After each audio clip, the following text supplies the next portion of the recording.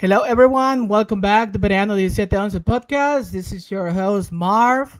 Today, we are bringing another episode, and what a treat, special treat that we have here. Before we go and present our guest, I would just want to say hi to my co host, Matias. How are you doing today, sir? I'm fine, not so cold. I can realize. Matias is joining us all the way from Russia. So, Joshua, you are Edinburgh. Am I correct? How are you doing today?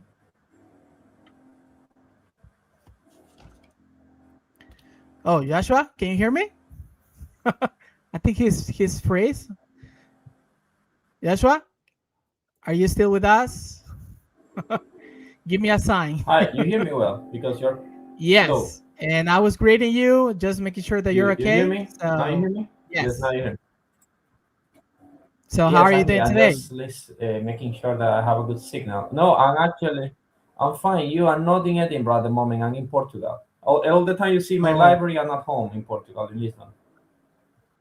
okay. So that's Yes, the sign that we I'm need very to happy. I'm follow very from this happy. point on. Yeah.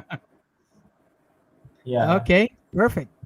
Perfect. Okay, guys. So I can proceed and present our guest, Professor Loren Theo Stuckenbruck, joining us all the way from Munich. Am I right, Professor Stuckenbruck? How are you doing today, sir?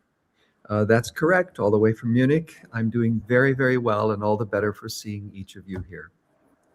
Thank you, sir. This is, I just want to say this. Thank you is for kindly accepting our invitation to come on the show and to talk about this book, about the myth of the rebellious angels. There's a lot of stuff. We were corresponding with Professor Stockenbrock.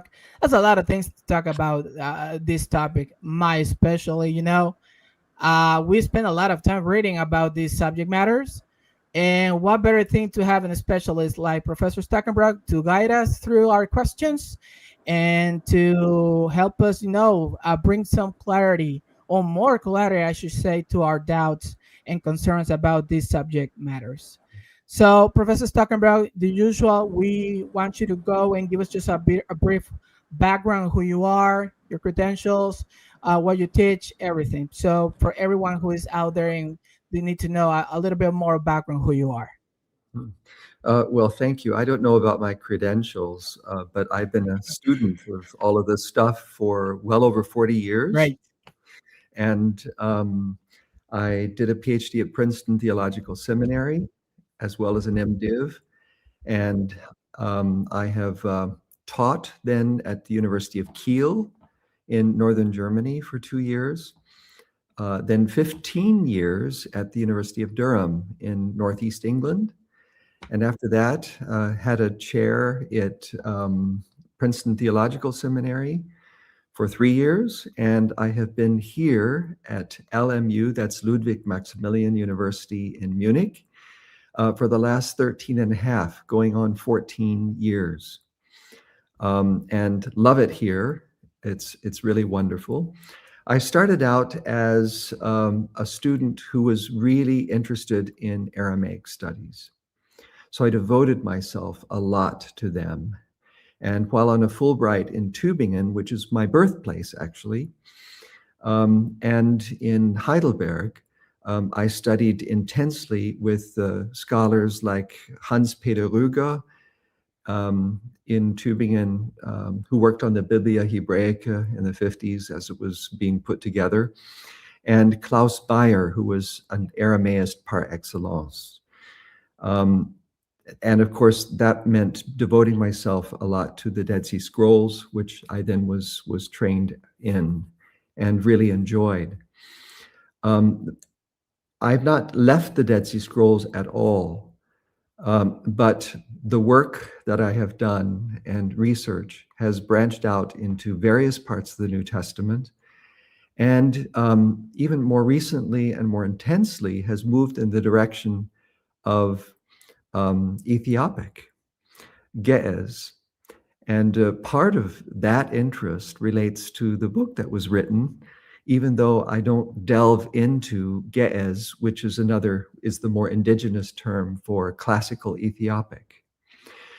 So my interests have really moved in the direction of how the one Enoch tradition, which is most fully preserved in Ge'ez, impacts the way people think and conduct their religious lives today, with all of its implications for how we see the world. So my interests are both related to the ancient world. How was God being perceived? What did this mean for life as we're living? What does that mean for the way we read New Testament texts? And it's also interested in, I am interested in what this means for people who read this literature today, trying to treat it even as scripture. I was always intrigued that one Enoch, what we call one Enoch, today is known in the global south of the Horn of Africa more as the Book of Enoch, is being read, and why it is understood as significant, because it is part of the Bible that is printed. Unlike all other Orthodox traditions, unlike all other, of course, Catholic and Protestant traditions, to them, the Ethiopian Orthodox tradition, or we could even say Eritrean and Tigrayan Orthodox traditions, Enoch and the Book of Jubilees are part of their Old Testament. And not just on the margins, they are right there.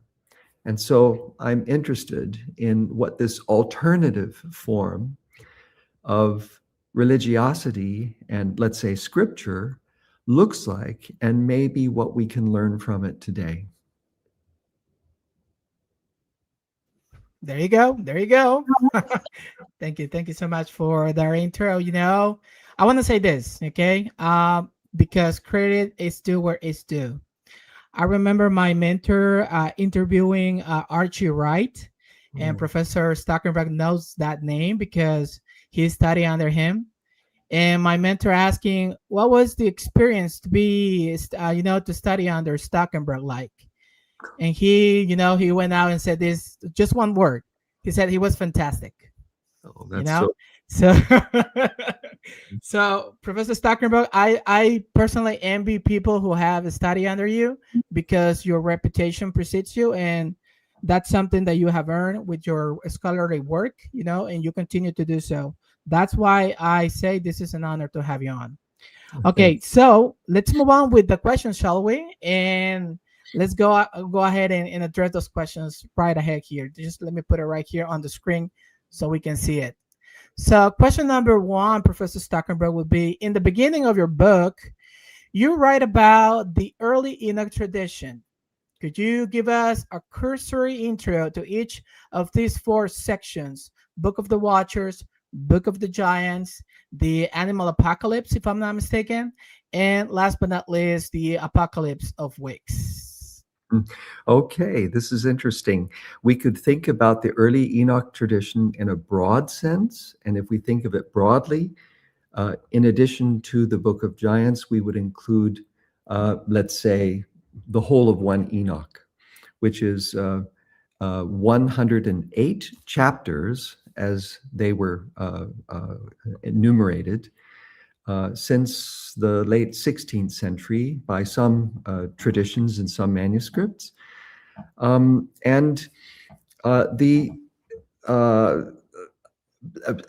would be broad. And then we are talking about traditions that were written or composed between, I would say, the very end of the 4th century BCE, before Christ, before the Common Era, and the end of the 1st century CE. What that means is that one Enoch, or the Book of Enoch, and the early Enoch tradition in its broad sense is over 400 years of writings that were composed by a number of different people. I would argue 21 different originally independent writings, but were later organized into 5 main sections. and two appendices, as we find them in the Ethiopian tradition today. So the early Enoch tradition being the Book of Watchers, the Book of Giants, the Animal Apocalypse, and the Animal Apocalypse and the Apocalypse of Weeks are part of this tradition.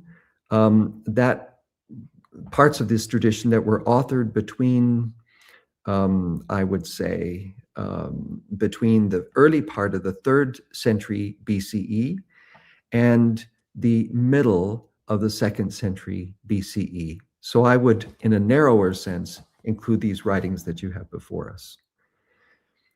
These are such rich writings, originally composed in Aramaic.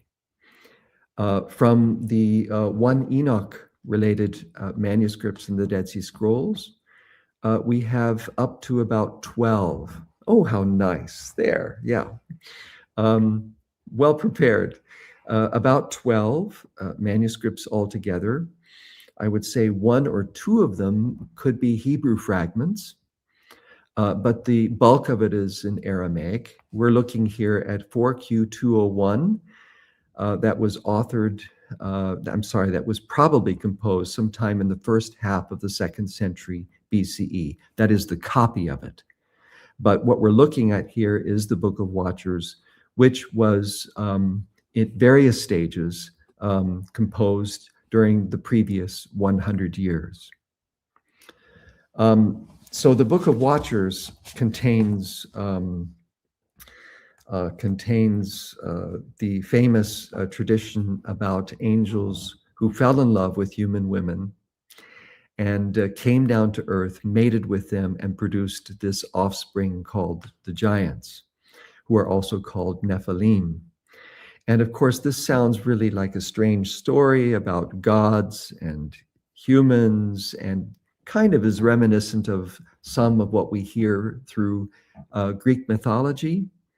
But actually, when one reads these texts closely, one can come to some very, very profound theological and significant conclusions about how this helps us rethink traditions that are far more familiar to us. The Book of Giants is an extension of part of the Book of Watchers that tells about the fallen angels, and especially takes that story from the standpoint of their offspring, the Nephilim or the giants. We're talking about an extension of the Book of Watchers, chapters 6 to 16, in which that story is told and expounded. In the Book of Giants, these offspring, who are nameless in the Book of Watchers, are actually given a number of names. And so readers get to know these names. Maybe they're even conned, not really conned, but tempted to be sympathetic to the plight that is attributed to them in the book. And then it is told that they will ultimately suffer a punishment that is irretrievable. You had just here, this is wonderful, you had Nephilim spelled out in that previous slide. What I want to say is that this is a pointing. Those dots underneath the consonants are vowels. And the vowels we are provided here with are N, Fi, dot, Li. So I. Now, what's interesting is that in the Masoretic tradition, where the Nephilim are first referred to in chapter 6, verse 4 of the book of Genesis, there it's pointed this way, but it doesn't have to be pointed this way. It could be Nephalim. And that makes a big difference. If we're thinking Nephilim, sometimes it's transferred with the meaning nafal, the Hebrew word which means to fall, and one immediately thinks of the fallen angels. But actually, the Nephilim are not the fallen angels. They're the offspring of the angels or the sons of God who rebel and against God in heaven by falling in love with human daughters who are found to be beautiful and leave their heavenly abode in order to mate with them. Nephalim, the other pointing or the other vocalization of the consonants, in some later literature, and arguably here, refers to abortions. Now, this is really interesting because and this is a way of visualizing what's going on. When the angels who rebel are mating with human women,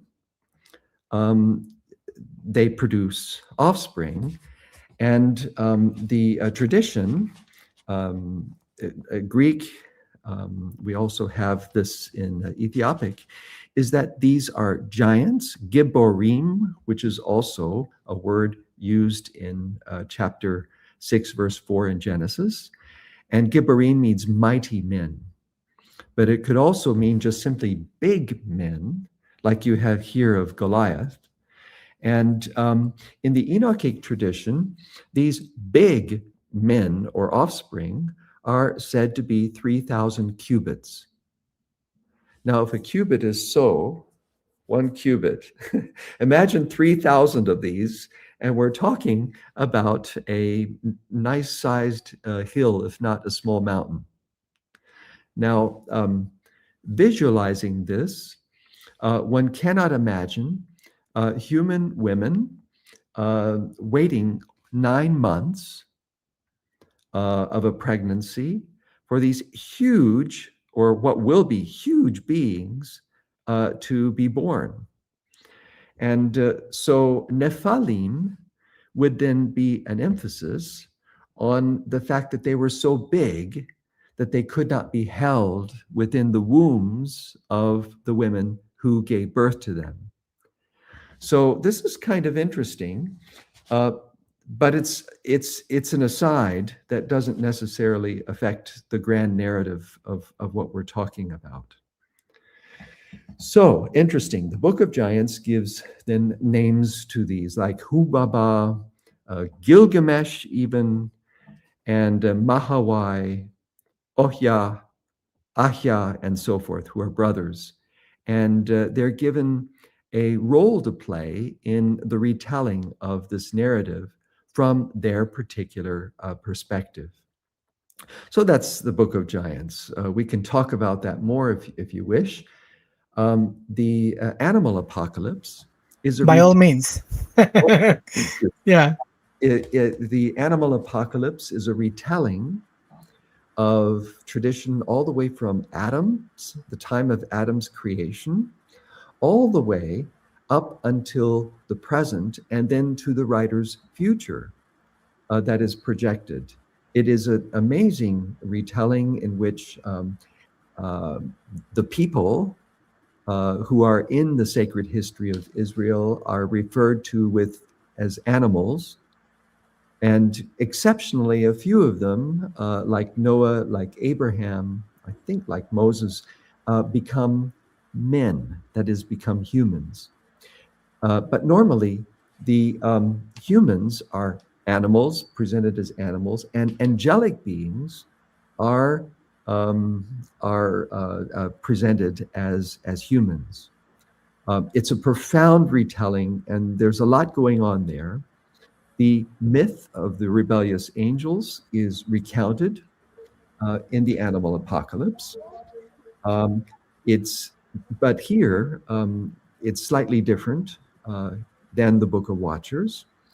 And then in the future, surprisingly, those beings who are presented as having oppressed Israel and have taken on adopted oppressive activities against God's people are, at least symbolically, somehow included, or even, I would argue, converted which is a complete reversal of what one would be led to expect.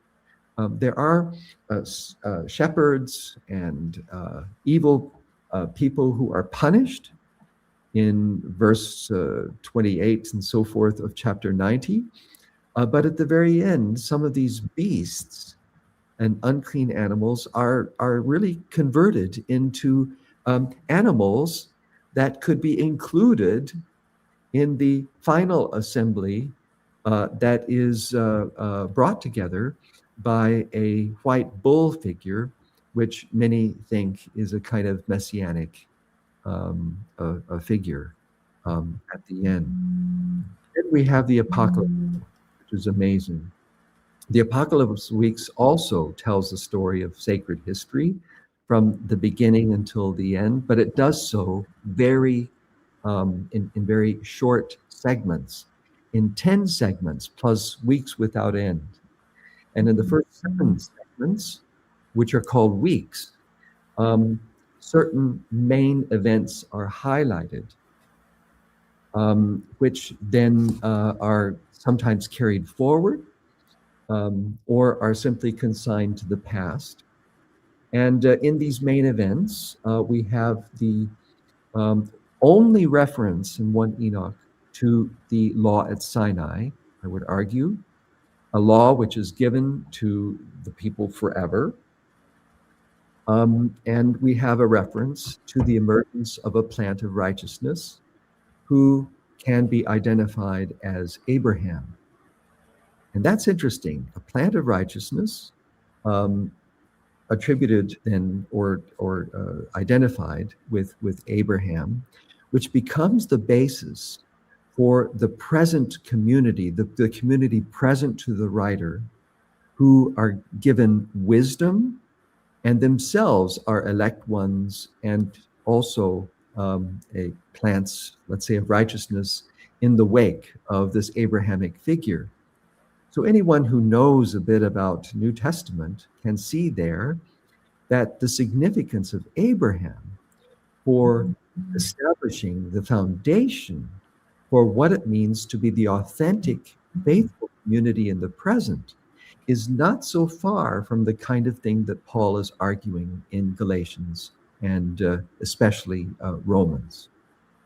So that's something in a nutshell. And I see, and Professor Stuckenbruck, we understand how difficult it is for you as scholars, to go and try to synthesize something that is very complex, as it is the subject matter about the Watchers.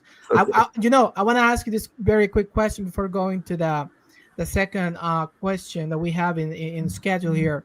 At the risk of being reductionistic, but I want to just throw out this question to you, and perhaps this is my 21st century modern personality, coming out of it. But these events in the myth of these angels, the Watchers, is that something that really happened, that took place in the past, or there is more to the big picture that we're just not missing, that we might be missing if we just focus, as you told me, on those little nitty details? right. I think that the point here is, and of course, I'm using the term myth, and so you can almost anticipate the answer that I'm about to give.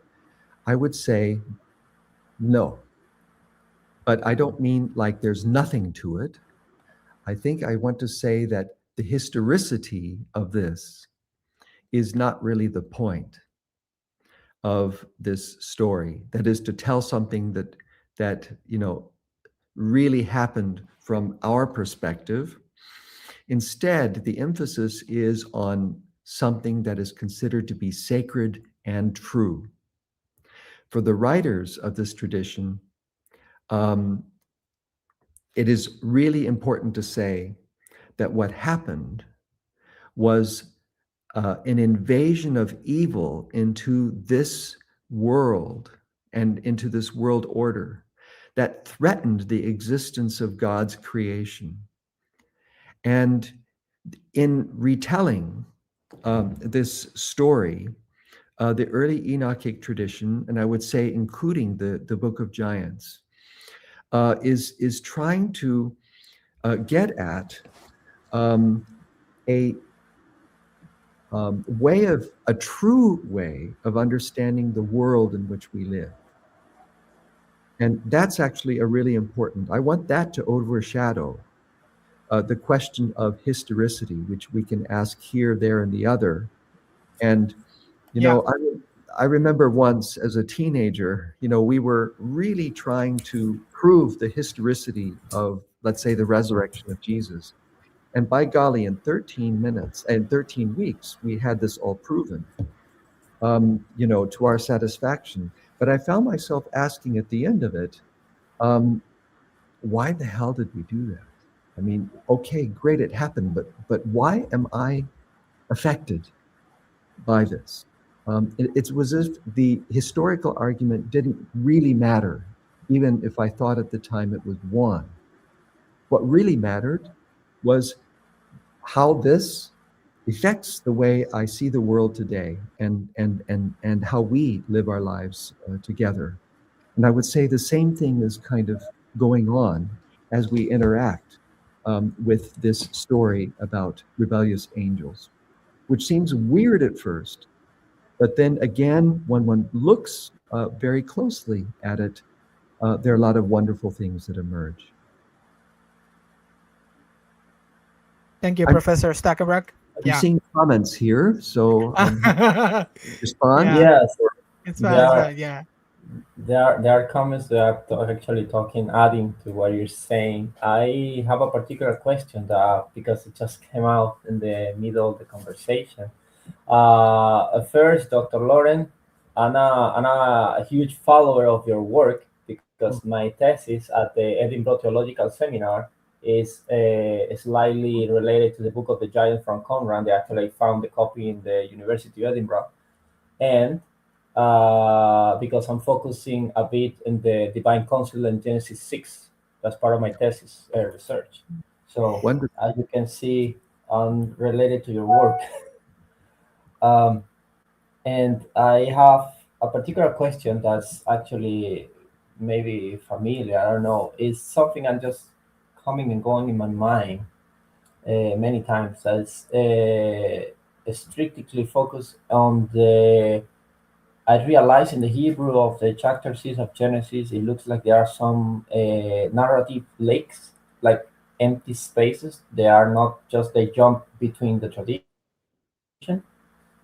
And in that case, I just want to know if it could be possible that Jubilees and the Book of the Watchers and maybe the Testament of the Patriarch and some documents at Conrad, like Genesis Apocryphon, and even the Book of the Giants, could be the lacking space that is lacking in the Genesis tradition. That means they are trying to fill in them, or at least is that they was aware there was another tradition that explains the jump between those traditions in the Book of Genesis.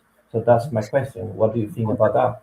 That's a wonderful question. That's absolutely terrific, and it's right on the spot. I would agree that these are attempts to fill in some of the gaps later on, and they are growing attempts that to some extent know of each other and are augmenting that growth of interpreting tradition.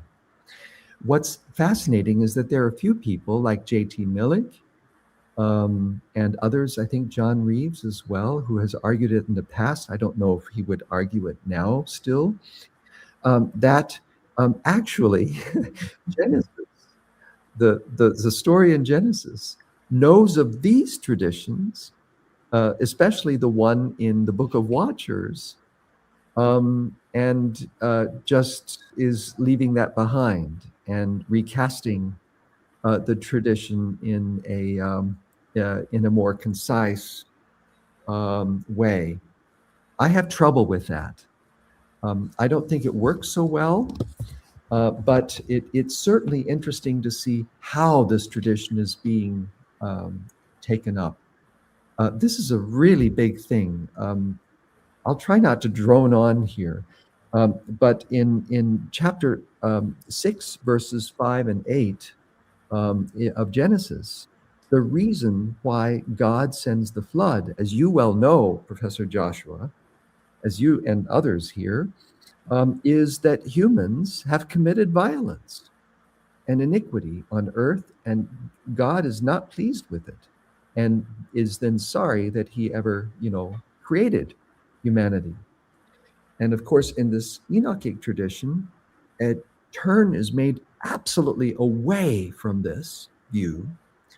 What results in the punishment at the time of the flood, or in total chaos at that time, is not human sin, but it's the sin that is brought by the angels, and that through the giants committing violence on earth against everything that God created, against birds, against fish, against reptiles, and even against those things that are grown through farming on the earth, as well as in the killing of humans. That is what ends up with God intervening into the created order to fix things and to put them right. Now, what a contrast. But it's a profound one, because it emphasizes that here humans are not just agents of their own problems, of demise, like we have in Genesis 6-8, but that humans are also and can also be understood as victims. And this opening the door to their being victims becomes a profound point that I think is even picked up in the gospel tradition, without doing so in a one-sided way. Anyway, thank you for that question. It's a very important one. And sometimes the interpretation of these traditions are as interesting as the traditions themselves. But you're reading both, which is terrific. A comment about that. One thing that I found very interesting is that in Genesis 5, we find the first reference to a calendar date in the book of Genesis, not in Genesis 1 as we would expect it. And that's why it seems that the idea of astronomical calendar was a concept that was already present both in Genesis 5 and in the book of the Luminaries, another calendaric text of Qumran. So that's another tradition that could be maybe not before Genesis, but more or less in the same time period of the final redaction.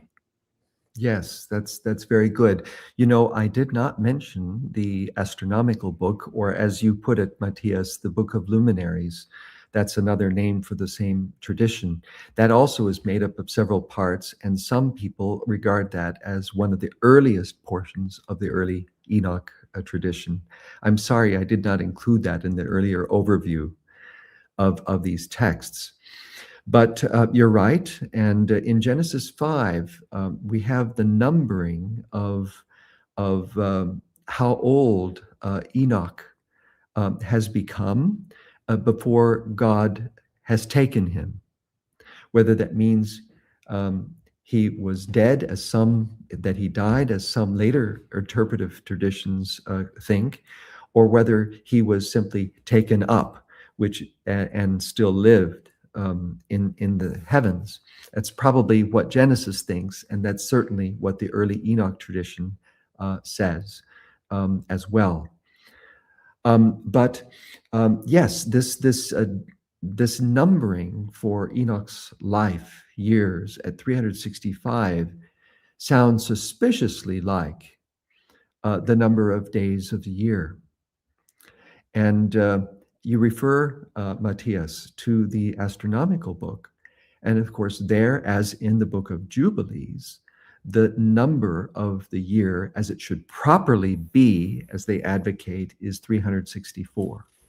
Yeah, that's an interesting difference, because Yes. and also the the months in the age of Noah with respect to the flood. That's the first time and start counting like how many months until the flood and stuff like that. Oh, So yes. Of course, yes. And there are discussions on what precisely this means.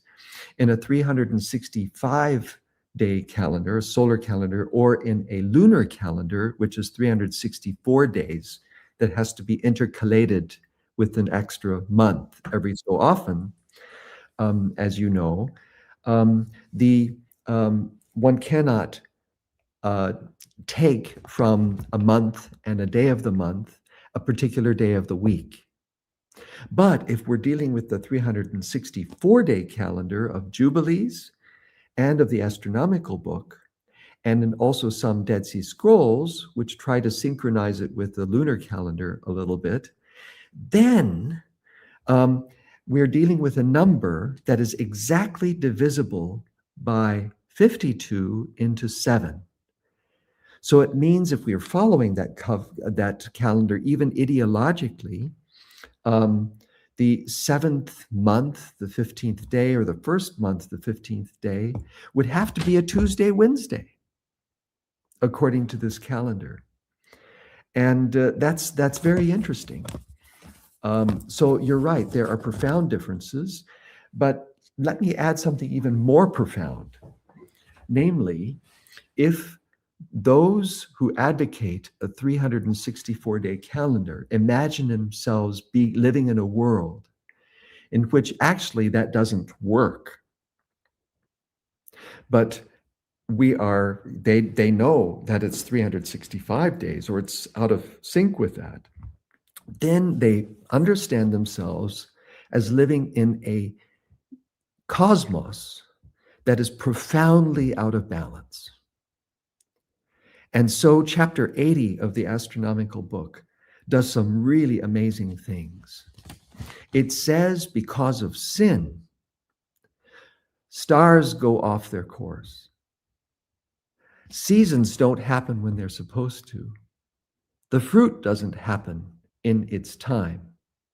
The harvests are delayed. And, wow.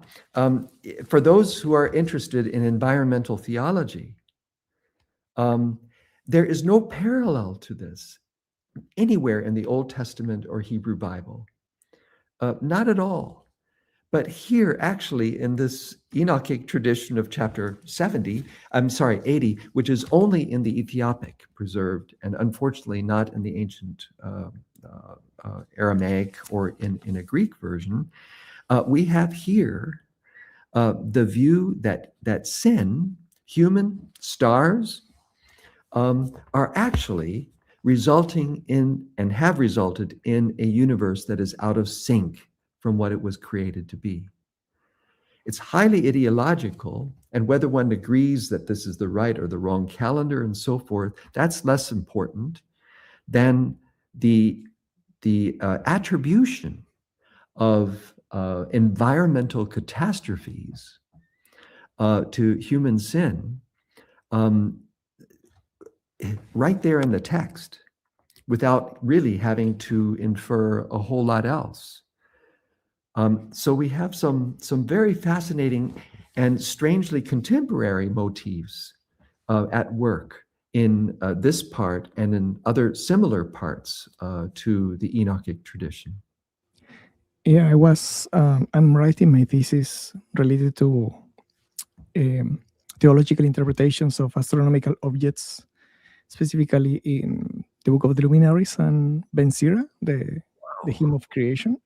And that's why I'm researching that topic. And one of the things I was doing some research in how much time will it take to basically the perfect, quote unquote, perfect Enochian calendar to get out of sync with the real calendar or the real year. And the thing is that in 25 years, there will be a 31.05 days drift. So it will be one lunar month. So after 50 years, it will be pretty obvious that you get 2 months of difference. And after 100 years, you will have 4 months. So the whole thing is, yeah. Yeah, this is great. A lot of people have been, since the 1960s, have been pondering, how this works mathematically. And very good. It seems to be that the priority of that particular calendar is the number 7. And if it's the number 7, one tries to imagine what kind of a month could occasionally be intercalated as a 13th to preserve the number 7 and, to keep things somehow going. And I remember a conversation I had with Shemaryahu Talmon, deceased scholar who took a sociological approach to the Dead Sea Scrolls. And during one of my visits with him, I think in the scrollery in the then Rockefeller Museum in East Jerusalem, we were discussing this, and he suggested that maybe a month of 35 days could have been introduced every 28 years in order to come up with the 365 and a quarter day equivalent based on the 364-day calendar, so that at least there could be some kind of synchronization that recognize we have to make do with this, even though the world is out of sync with the way God set it up to be. Yeah, that's why one of the excursus or appendix of my thesis is going to be like trying to give a tentative timeline of the writing of chapter 80. Like probably it was like pretty obvious after 75 years that you have to put chapter 80. So Yes. so it should be, if you take a possible date for the writing of the Book of the Luminaries, you could get an idea of when was chapter 80 added after the first writing, the first version. The interesting thing is that Genesis has the age of Enoch as 365 years. So it seems that Genesis is not fighting with that problem. And that's very interesting why Genesis doesn't care, but the people at Qumran care a lot. That would be an argument, going back to Professor Joshua's point earlier, maybe that would be an argument for why the polemics really lie in the interpretation traditions. It's harder to see 365 as a polemic against 364 than the other way around. So the interpretive traditions that we have in the astronomical book, as well as in Jubilees, would suggest that they're contending with a casual number of years for Enoch, which should then be understood otherwise. They might have. All right. Yeah. Anyway, we could go on this. But Professor Stuckenbruck, we can go like forever. I have no problem with that, but I don't know how much time do you have for us.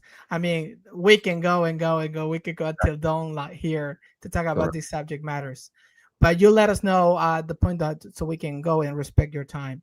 So, Matthias, you asked the second question that is showing here on the screen. This one? The screen is the third question. Oh, that's the second question. Okay, yeah. Okay, second question.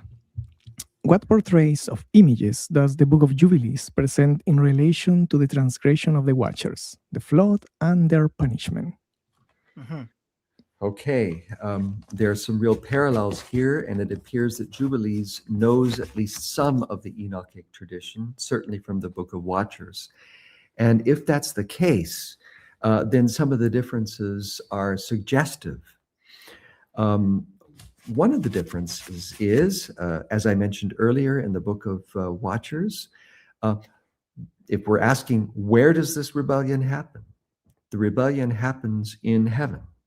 That's very clear. It's from heaven that they look down on the beautiful women that God created, and they fall in love with that endemic beauty that was God-given in creation. And the irony, by the way, is that in the next chapter, they introduce to them beautification techniques. They fell in love with these people just the way God made them, and yet they have to, lay on beyond that, beautification techniques, as if that wasn't good enough.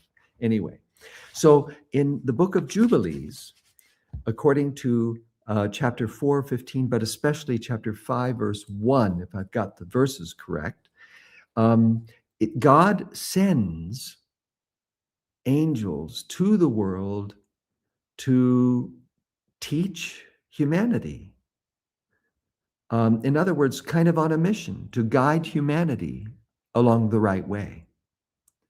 What happens? They come down, and then they're attracted by the beauty of the women, and they go off course from the mission that God gave them initially. So that's a very different narrative, isn't it, than what we have in the Book of Watchers. There are some big differences here, and this is one. In the Book of Watchers, the angels, the rebellious angels, are blamed for introducing a series of evils, if not evil itself, into the world. Humans that they teach are complicit, but ultimately it goes back to them. And in the book of Jubilee, when God then decides to intervene and punish the giants for all those terrible things that are happening as a result of what the angels did, these angels, and especially the giants, are defeated.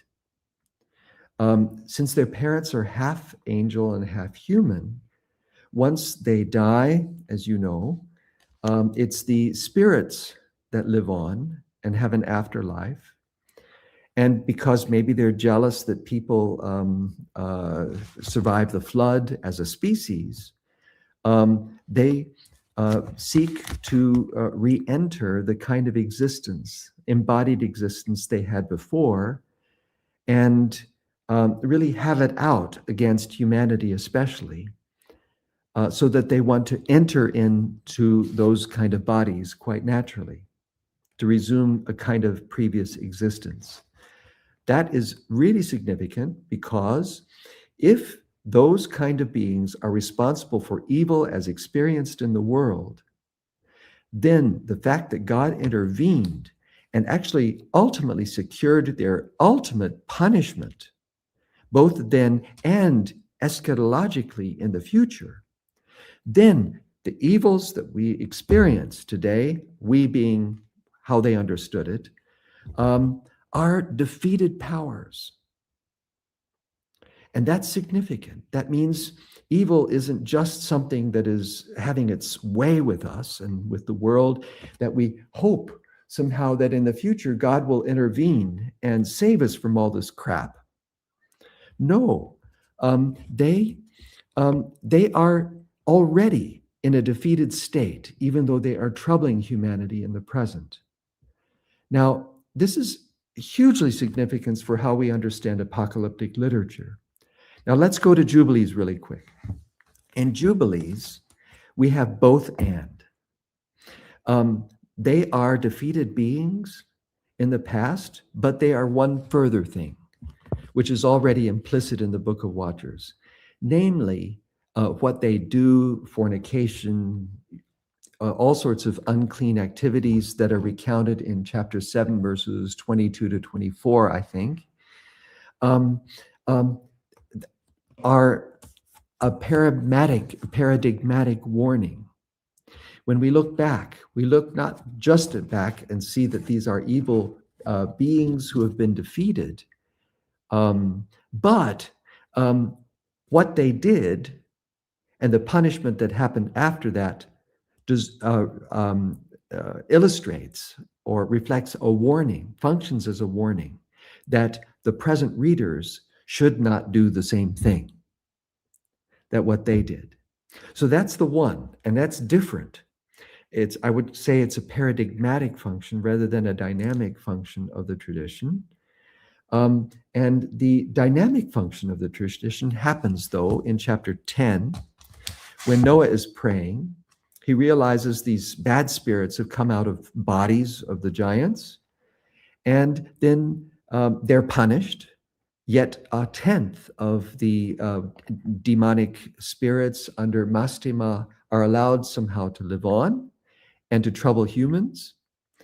Then God gives Noah and probably his offspring means of containing these beings through medical and other means.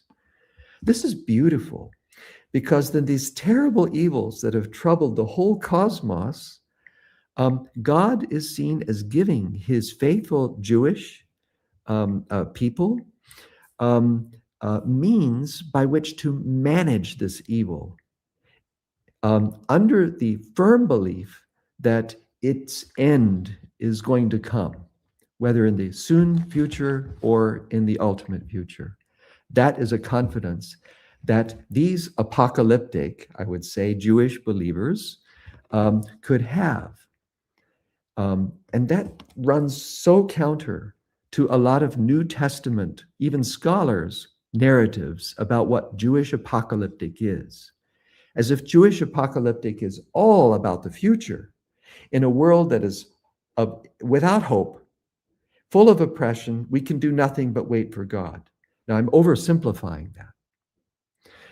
But what we have here is a different apocalyptic, an apocalyptic that looks to the past, not only as a way to imagine what the future is like, looking back to an ideal past. We call that an Uhrzeit, in order to imagine the paradise, future, and maybe the punishment of the future, but also to see in the past things that God did that affect the way we are and can have hope in the present.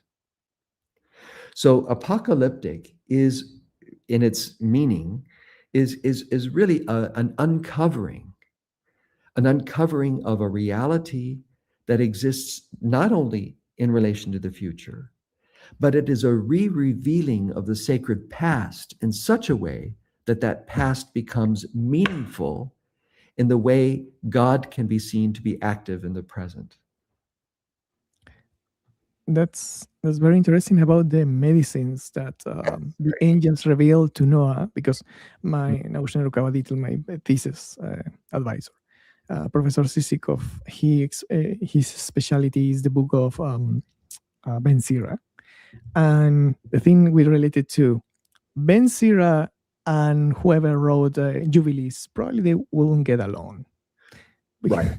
Yes, but both agree that medicines are a good gift from God, which is kind of like outside of the idea of first Enoch, in which every plant and stuff is like spooky magic stuff they shouldn't touch. But it's very, very interesting how they could agree in that, even though probably since Jubilees think that the lunar calendar is totally evil, and Ben Sira is like, no, that's okay, we use it for dates, and don't worry about it. It's very interesting. I would like to ask you, with relation to this question, about the matter of knowledge from the Watchers, because there is a very interesting text in the book of Jubilees that talks about one descendant of Noah and Canaan, who in chapter 8, verse 3, chapter 3, yes.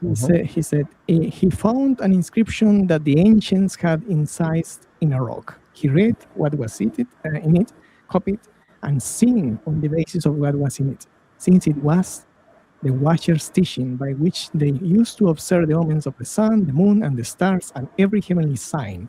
He wrote it down, but told it to no one because he was afraid to tell Noah, and lest to Noah be angry with him. It seems that knowledge from the Watchers survived the flood in a stone table tablet that it was found by Canaan. So it's a very interesting parallel with Mesopotamian legends about how we have knowledge from before the flood, because someone put it into a stone table. That's very and that's very interesting how the knowledge is also blamed for sin, not only just the spirit, but also knowledge from signs and omens. Yes. Yes, that's right. And some of that is already hinted at in the Book of Watchers, chapter 8, verses 1 to 3. It's interesting how some of the verse numbers and chapters numbers parallel the numbers that we have in Jubilees and or 1 Enoch. Oh, that's a fascinating tradition, isn't it? And it suggests that what the angels taught, which isn't really emphasized so much in Jubilees, nevertheless, in chapter 8, is depicted as having somehow survived the time of the flood. Yes, that's most interesting. Just as it is interesting that a people called Nephilim are found to be in the land of Canaan in Numbers chapter 33, which then raises the question or suggests that there was a debate about whether or not they survived, whether what they taught or what they didn't teach survived, and what impact, ongoing impact, that has on the post-flood time in which, of course, readers of these works are finding themselves. I would like to ask a question related to specifically from the book, The Middle Rebellion's Angels, about one comment in the book that I'm just like some clarifications.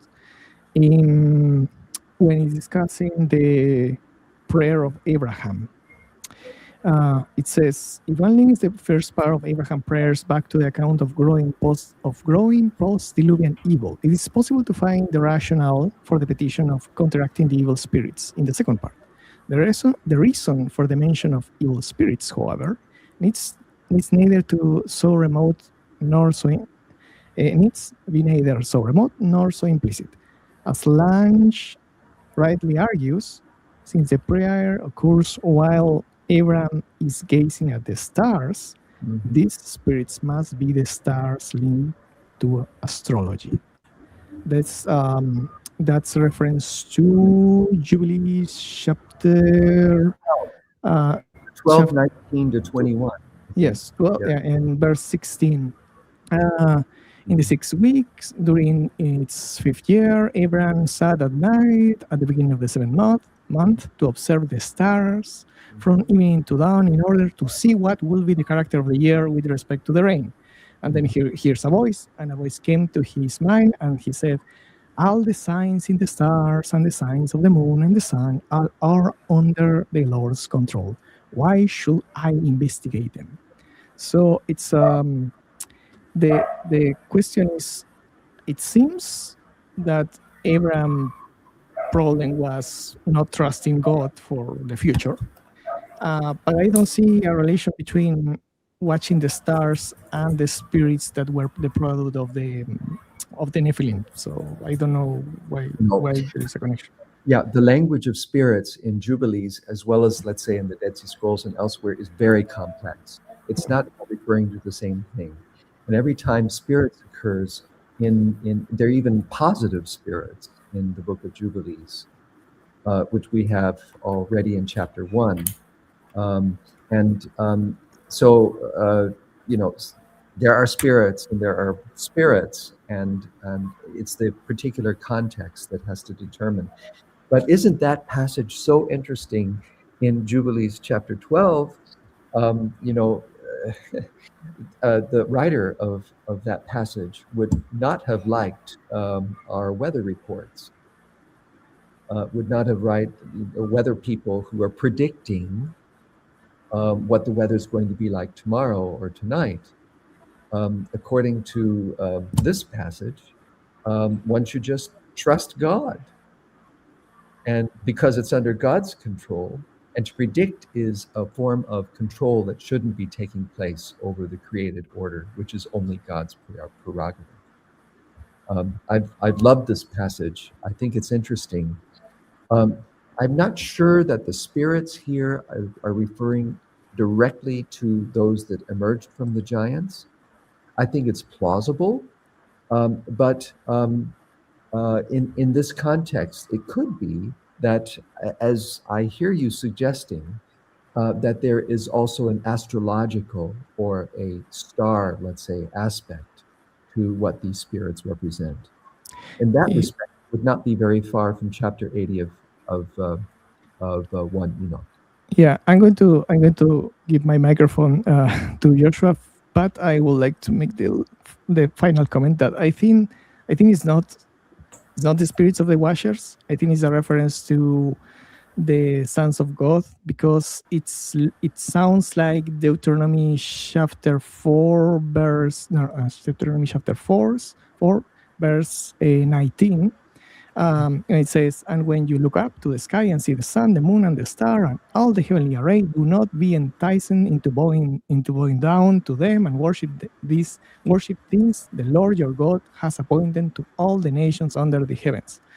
But as for you, the Lord took you, etc., from Egypt. So it seems that it's more like a reference to the stars as being symbols of the sons of God allotted to the other nations, not the spirits who are more Yeah. worried more interested in to tormenting people than to doing something else. Interesting. That could very well be. We cannot forget, of course, that we have to do with Abraham here, and in Genesis 15, Abraham is looking at the stars and is about to get the promise from God that he will have progeny, that he will have offspring, like the sand of the sea and like the stars of the sky. And in that context, of course, saying that the spirits should not have authority, praying for that, may be a prayer in relation to his offspring, that they shouldn't come under the wrong kind of control, which would then not be so far from Noah's prayer on behalf of his children, and would not be so far from the Aramaic wisdom document in which, or 11Q5, sorry, in the Dead Sea Scrolls, a prayer that do not let Satan have, authority, which is quite interesting. These prayers parallel one another, but they're not necessarily all talking about the same thing. Thank you for bringing Deuteronomy 4 into this. This is not unimportant, and it certainly weighs in when we look at Deuteronomy 5 and the 10 Commandments, the first 2 commandments. Yes, and Deuteronomy 32, which is Yes. kind of like our big theme in this group. Okay, so, All right. okay. Let's move it. Let's move it out here. Yeah. Joshua, go ahead and hit your question to Professor Stuckenbruck. I used Yes, too much yes. time. The third question is this one that says, what will be some main ideas to take away from? Sorry, I do. It went off. Okay. What will be some main ideas to take away from chapter 2, giant mythology and demonology, from the ancient Near East to the Dead Sea Scrolls? And in this point, I want to retake that Dr. Stuckenbruck actually said this intriguing mention of Hobabis and Gilgamesh in the Book of the Giants that it catch my attention the first time I read it, because those are Mesopotamia mythology characters and mythological characters.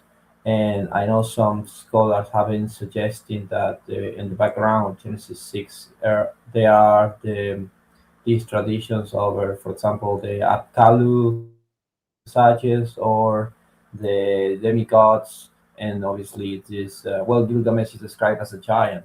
So my question is regarding to how much of the Dead Sea Scrolls and the Book of the Watchers and the Book of the Giants is taken from Mesopotamian mythology. At least in my case, I see more related to Mesopotamia than Greek, actually.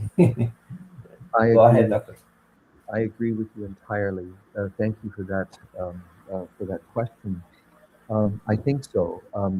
There are those who want to, quickly reach to the Greek mythology, to conceive of what's going on, even in something like the Book of Giants. I don't think that's quite the case. We do have here a relegation of ancient powers and names that are known from ancient myths, when they are applied to giants, who are then subjugated and even are made to become cognizant that their punishment and fate is sealed and irreversible. It's quite a statement from Jews who were very good at reinventing a tradition, as any vibrant culture would be, to here represent semi-divine figures, or at least those that come down with legend and weigh in on culture in a big way, and to reduce them to beings whose significance, whatever it may have been and was, is now minimal, because these are in fact defeated beings. So yes, I would very much agree with that. And in that chapter, I tried to a bit show some of these connections with the ancient Near Eastern mythology. Other scholars might see it differently. I like to see the role of Gilgamesh in an interesting way. There are two sets of dreams. Both are given to brothers of the giants. And then they tell of these dreams to other giants in this very fragmentary book of giants' manuscripts amongst the Dead Sea Scrolls, maybe about 10 manuscripts. But then Gilgamesh, as I reconstruct the book, wants to interpret the first set of dreams positively, and holds out hope that they're going to get away with all the things that they did. And so he comes in with a certain giant. It seems to be happy, but then a second, very foreboding set of dreams are given to these giant brothers, which even more clearly than the first time around underscore that the punishment that they want to evade is irreversible, and it's going to come on them no matter what. A colleague, Matthew Goff, I think, suggests that there is such a sympathy to the giants' plight in the Book of Giants that perhaps the book is holding out for the possibility of their repentance.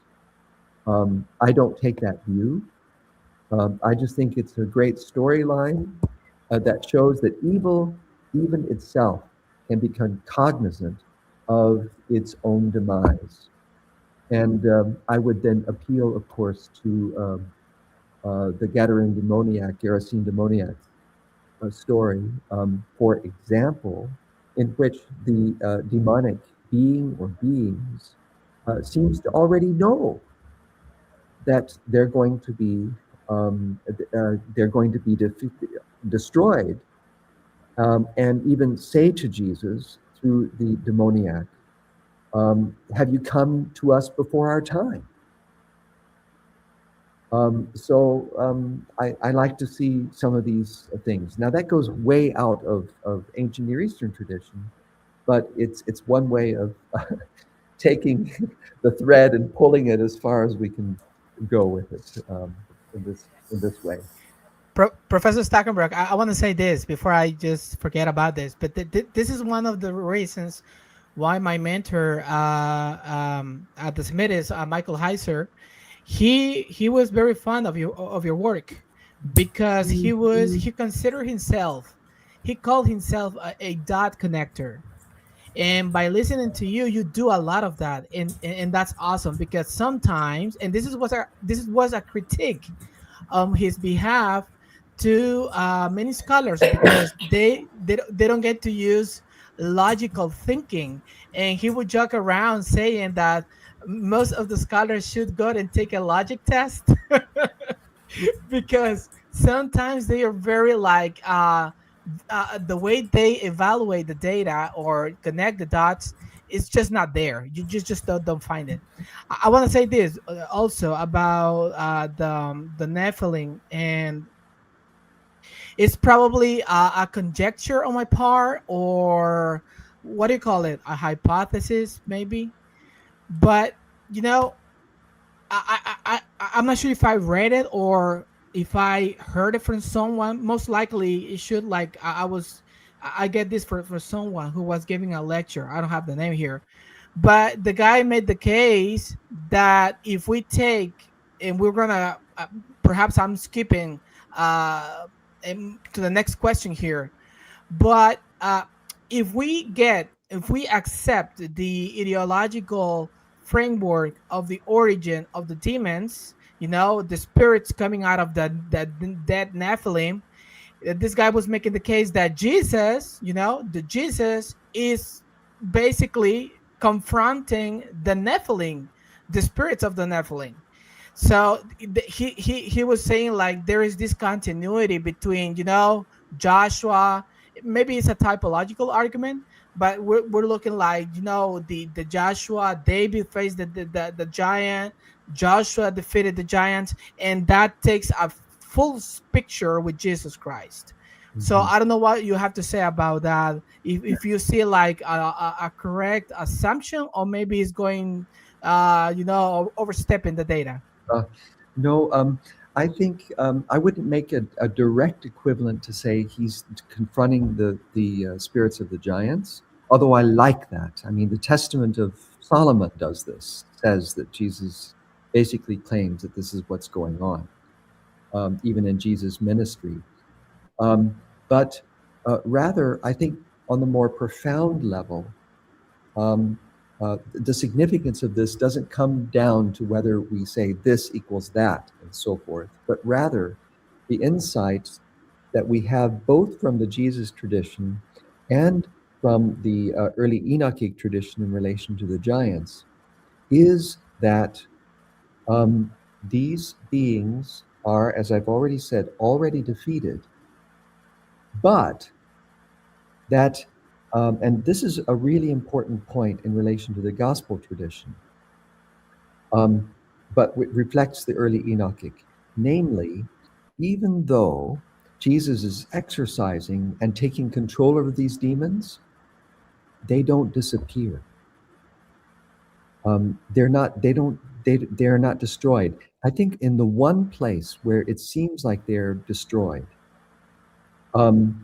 this is in Matthew 8.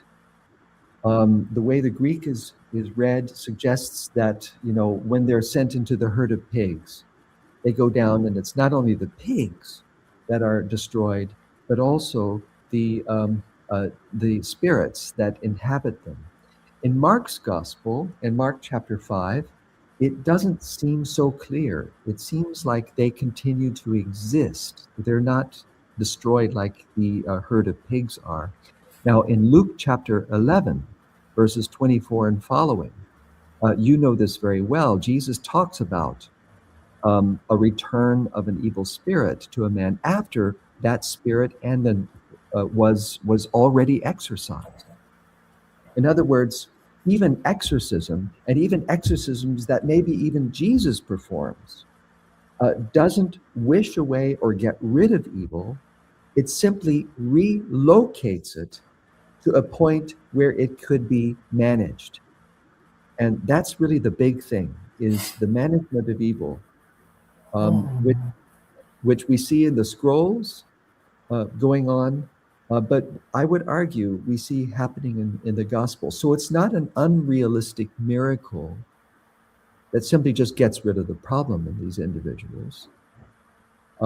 My son once asked me a number of years ago, when he was 8, I think, when did Lazarus die? And my answer was, well, in John chapter 11, you know. What? No, his question was, when did he die after he was healed? So, in other words, the healing didn't erase the whole problem.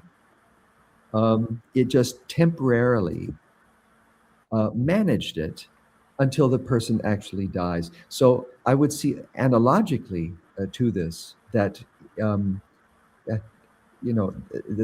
demons are. It's about relocating in exorcism, even when coming from Jesus, not simply about destroying them. But the demons have like the expectation that there will be a time in which they will be either tortured or destroyed, because they That's say, "Are you come to destroy us before the appointed time or before the time?" So they have the Exactly. expectation. That time is eschatological. It's not during the exorcism itself. It could be, though, the way Matthew tells it in chapter 8, that it might be referring to, what's about to happen. But I would argue that this is an ultimate destruction, just as in the Enochic literature is expected of the spirits that come out of the giants, as well as in Jubilees. That will be the ultimate fate that meets them. Yeah, because the pigs is kind of like they commit suicide, so it's kind of weird if they wanted to stay here. The spirits, why throw themselves to the water? That's a good Well, one. I don't know. There, Okay. there is a Go ahead, Joshua. particular question that rise my rise a particular question. I've been reading many Christological books recently because I'm making a connection actually between, because it's interesting how, and actually who speaks about it here is Darrell Hannah. Maybe you are familiar with this work, Yes. Michael and Christ. Yes. Mm-hmm. I like it because Darrell Hannah explains this thing about this, we could call it messianic feature, something like that, messianic feature about the, for example, the Son of Man, or the divine warrior who's coming to destroy the evil and the demons. So it's interesting how in the Gospels Jesus is portrayed this way. He's a divine warrior against the demons. And when we come to the epistles of the book of Revelation, it may look like actually this eschatological framework is referring to Jesus is announcing his kingdom coming, but the ending, and this is actually who is in the Dead Sea Scrolls, and it is in the book of the giants, when the giant had this dream with God's descendant to earth. So basically, it's all connected to this idea to at the end, God will come to destroy and wipe away all these creatures, all these evil spirits, and the watchers and the demons. I don't know what you can talk about it. Any Yeah. thoughts about Yeah. it? Well, I mean, even in the book of Revelation, the book of Revelation is not all only about the future. This is the thing we were talking about earlier, the apocalyptic.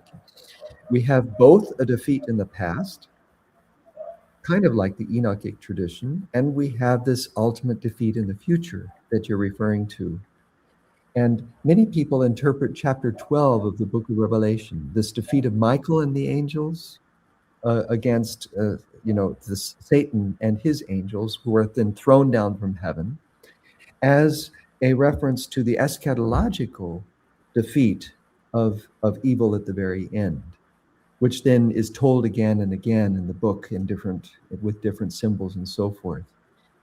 On the basis of the Enochic tradition, I tend with Tobias Nicholas also to read this in a different way, namely that this is a reference to a defeat of Satan and his angels in the past, in different wording from the kind that we have in the in 1 Enoch, and that this secures the basis for what happens then in the following visions of the beast, that these are in fact, defeated powers which emerge out of the defeat that has already taken place. So again, it's an already, it's a not yet, but then someday it's a final defeat that becomes, as we would say in German, flächendeckend. It would be comprehensive. Thank you, Doctor.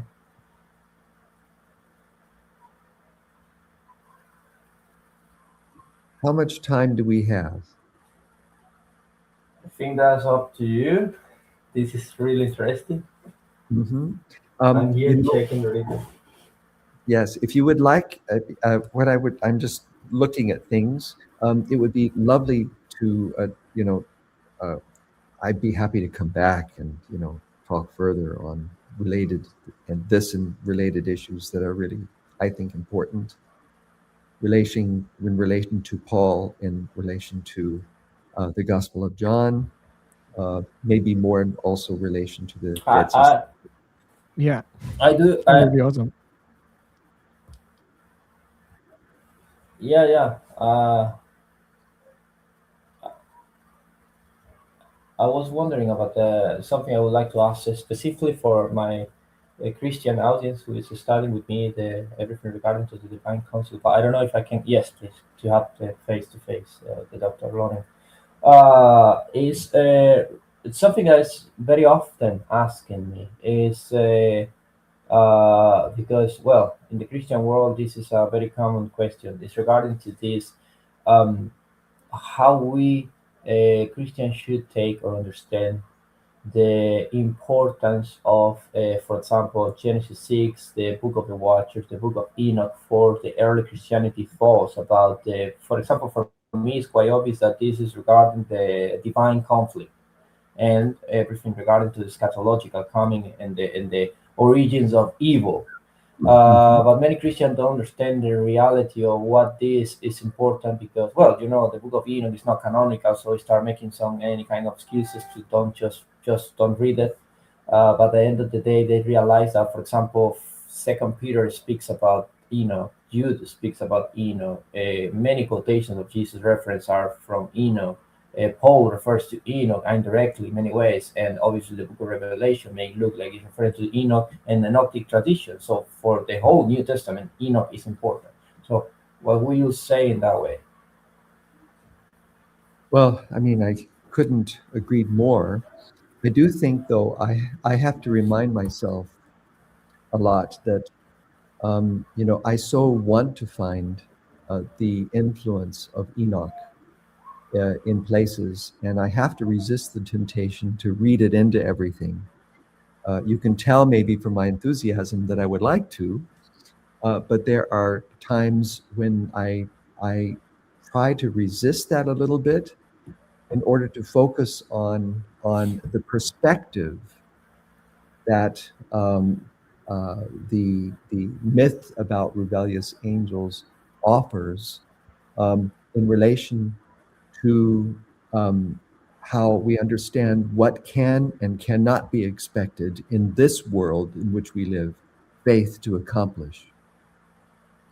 I think that's a really big thing, and it does relate kind of to a divine council way of understanding the cosmos. It also, and I would argue, doesn't diminish the significance of Christology, which plays such a major role for most New Testament interpreters, who's just zero in on that, and that's it. And once we figure out that, then we have the starting point for figuring out everything else. I would think that by thinking about how the early Enochic tradition relates to perspectives that are embraced on how we deal with life in even early Christian circles, we come to a more realistic, I would say, understanding, and we can place Christology within the perspective of the God of Israel, and try to find a balance between the understanding of God and the New Testament, and Christ and the New Testament, and to keep those in conversation with one another without simply selling out to the one at the expense of the other. One of the courses I really enjoy teaching is the one on God and the New Testament to my students here in Germany, because I do think sometimes the relation of Christ to God is a crucial matter, not just in terms of the claims that are made about Christ, but the fact that God has an integrity of God's own that is worth preserving in our reading of New Testament texts.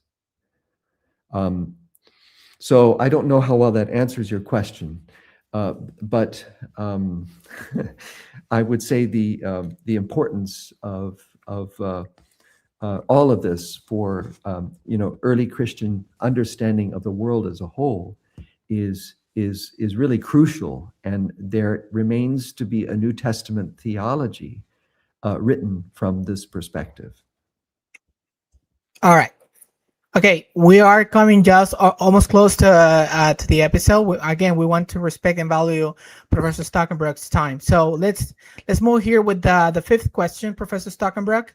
Based on chapter 10, in what ways does the Enoc tradition help us better understand the evil one in the fourth gospel? Okay, we're talking about, as a point of departure, the Gospel of John, chapter 17, verse 15. That's sometimes called the high priestly prayer, but it's Jesus' prayer, par excellence, in which Jesus is praying for those who follow him. And the word is poneros, or poneron, evil one or evil, but we have it in the genitive, which can't tell us whether it is the evil one or just evil. And so commentators spar on whether Jesus' prayer that God protect those who come after him from the evil one or from evil. Bultmann sides on from evil. He wants to kind of demythologize it. Others, though, think that it is the evil one. And you can imagine that I want to say that it's the evil one and see here equivalent to the prince of this world, the ruler of this world, who is referred to elsewhere in the Gospel of John. I think the value of this is that when many read the fourth gospel, they see the fourth gospel in a kind of as a kind of idealistic theology. You're either for me or totally against me. Jesus seems to say, by way of summary, a number of times in different ways. And so to be with Jesus is to be totally in the right, and to not be in Jesus is to be totally in the wrong, to believe or not to believe. And one gets this view of a dualistic world in which there are the believers here who are untouched by evil, and there are the non-believers, or the world out there, who are very much controlled, under the control of evil. And I would say here that Jesus' prayer for protection from evil should be understood not as a rhetorical saying, well, he prayed for, and of course it's that way, that they're protected, but rather it's a real prayer of petition that seeks from God the protection that his offspring preserve. And in this way, here's where, and we were talking about this earlier, Matthias, the Abraham prayer in Jubilees 12. There's also 15 and 19 other prayers attributed to him. And then, of course, the prayer of Noah. They're all praying for those who are coming after them in relation to evil spirits, however we want to define what precisely they are or are not. And here Jesus is also praying for those who are coming after him. And in a sense, it's tempting to say that, well, Jesus is just, he's more than just a patriarch, praying for those but who come after him. But the readers of the fourth gospel, seeing that God, that Jesus has prayed for them, can be assured that that prayer is not going to go unanswered. Just like readers of Jubilees can be confirmed in their confidence that Moses and Abraham have, even Moses also in chapter 1, but Noah and Abraham have prayed for them. They have every reason to be trusting of God that this protection is not just something to talk about, but is something they can expect. However it's to be interpreted, it won't prevent them from dying. It won't probably prevent them from sinning and doing, this and that. But it is protection, nevertheless, that means something. And, Jesus, one could also ask whether Jesus' prayers were really answered the way Jesus would have preferred, because Jesus is also praying for unity amongst his followers. And then when we come to the Johannine epistles, we see that there's a community falling apart. Both sides probably claiming to be followers of Jesus. But that's another matter. Thank you, Professor. Go ahead, Joshua. Hit us with the last one. All right. Yes, I'm going. Yeah. Acknowledging the fact that scholars still debate the extent of the apocalyptic pole, what insights do you provide with respect to the subject matter? And to this topic, it's interesting that some of the words I have right there. Pamela Essenbaum, she has a book called Paul Was Not a Christian. It's interesting how she provides the significance that Paul was actually a Jew, a very apocalyptic Jew that believed and was related to the Second Temple Judaism literature. So this is the last question for you, Doctor. Go ahead. Perfect. Such a lovely question. Pamela Eisenbaum, I like what she does very, very much. I'm a great fan of her approach, even though no two people, none of us here in this, wonderful, yes, in this room are going to agree on a whole lot necessarily. So that's not to be expected. But there is, as you all know, and probably some listeners here, there's a big debate on the apocalyptic Paul and what that means or doesn't mean.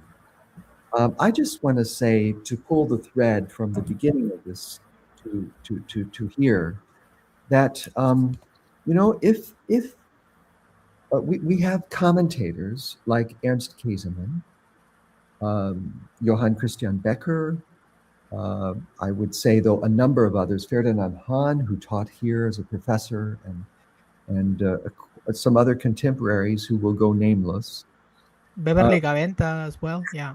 Yeah, who see Paul's apocalypticism, since it is anchored in Christ, founded on the belief that God has done something so significant in Christ. And they contrast this Christ event, death and resurrection of Christ, with the way Jews had an apocalyptic faith, living in a more or less hopeless world, waiting for God to do something about the evil that surrounds them.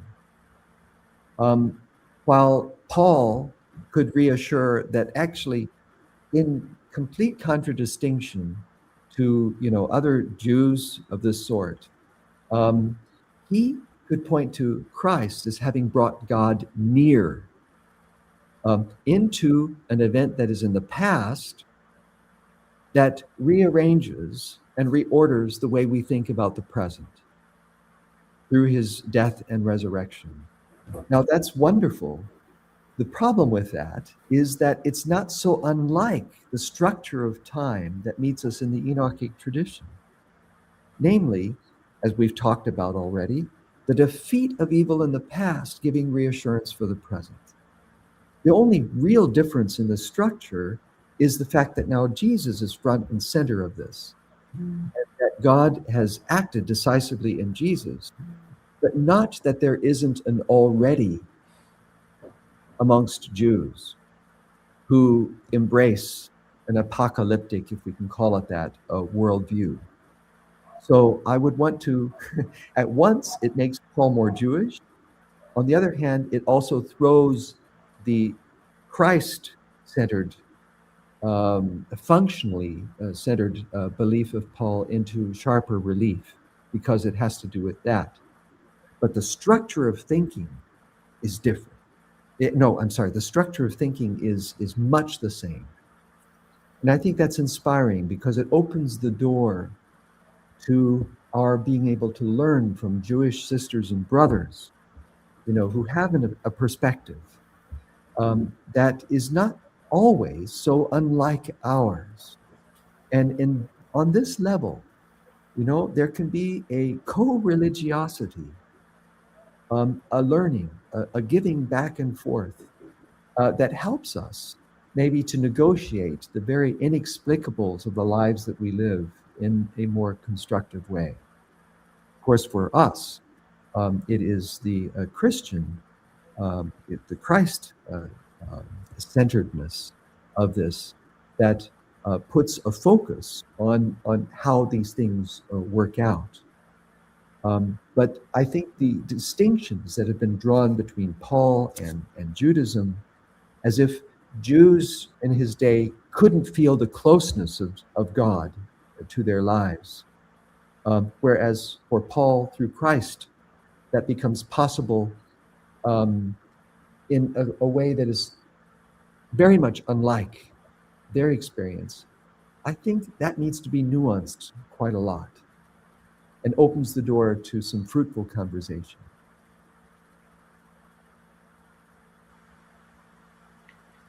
All right. Thank you, Professor Stuckenbruck. Okay, I have a comment here in Spanish. Oh, let me just make sure here. Oh, there you go. I have a comment here in Spanish. He says, I want to translate for you, unless Professor Stuckenbruck, because he handles German, French, English. So I'm not sure if you handle Spanish.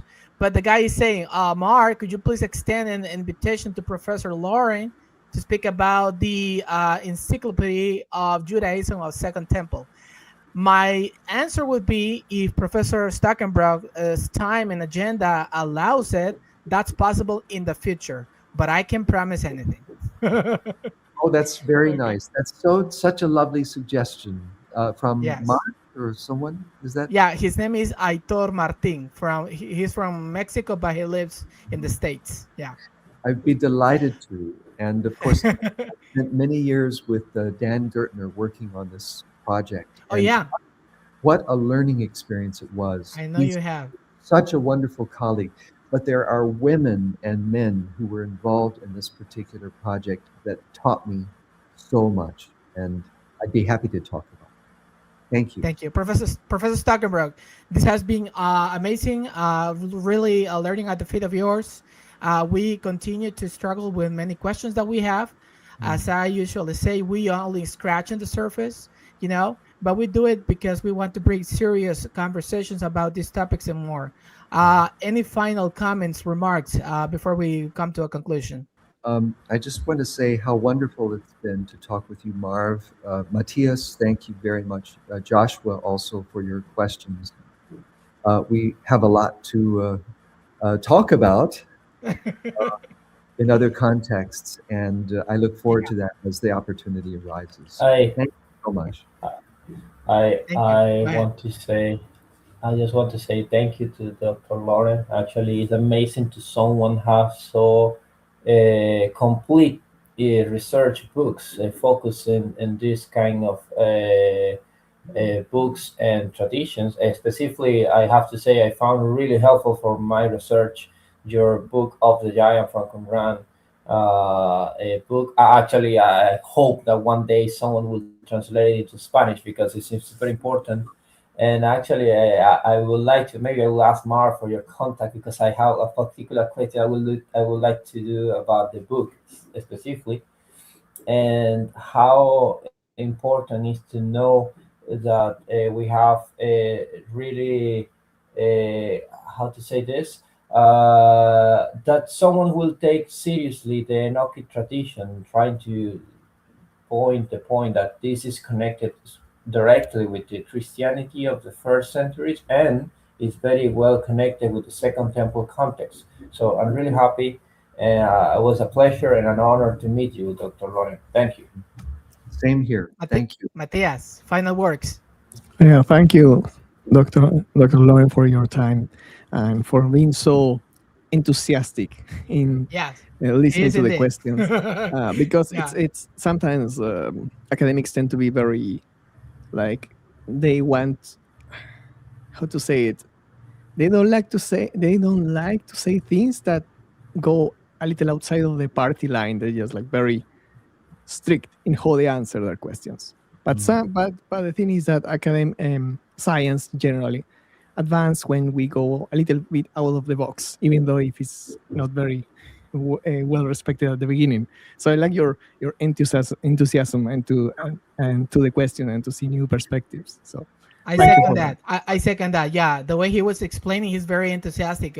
The way he explained things. I would like very much paid for just sharing some chair there in the classroom in one of his classes. So that would be great. Professor Stuckenbruck, before letting you go, quick question.